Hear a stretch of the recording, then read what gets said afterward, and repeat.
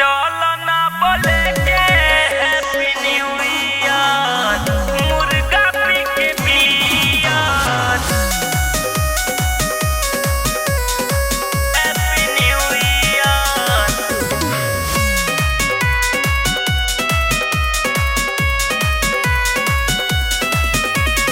चारों तरफ मची गइल बाटे देख हाला। तो जगमग करताटे गोरी देख तू मोहल्ला। चारों तरफ मची गइल बाटे देख हाला।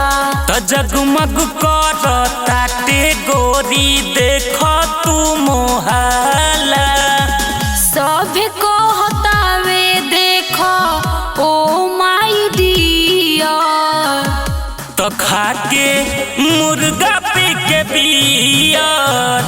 चलो ना बोले के हैप्पी न्यू ईयर।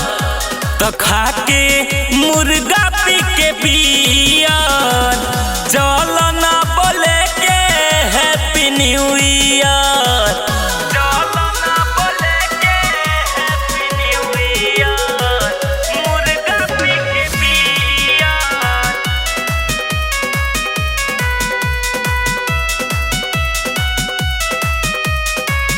नया साल के देख हवा बनल माहौल बा।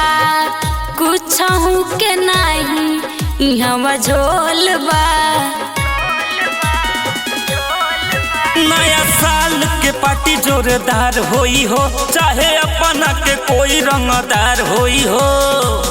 आइल बाड़ी लेके सभे देखो नबियर। तो खाके मुर्गा पी के बियर। चलो ना बोले के हैप्पी न्यू ईयर।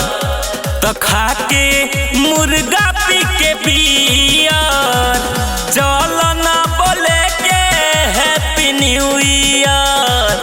चलो ना बोले के हैप्पी न्यू ईयर, मुर्गा पी के बियर।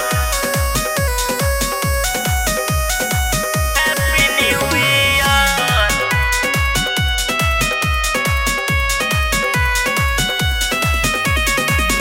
आहवना चकूदा देख बहजती हवा ढोल बा। काहे खातिर फूलल तोहर लोल बा। अब कमर से कमर सटाई लिहल जाओ, नया साल के गाना बजाई लिहल जाओ। संदीप विशाल कपड़ा पेन्ही अइले पियर। तो खाके मुर्गा पी के बियर। चलो ना बोले के हैप्पी न्यू ईयर। तो खाके मुर्गा पी के बियर। चलो ना बोले के हैप्पी न्यू ईयर। अरे बोल ना।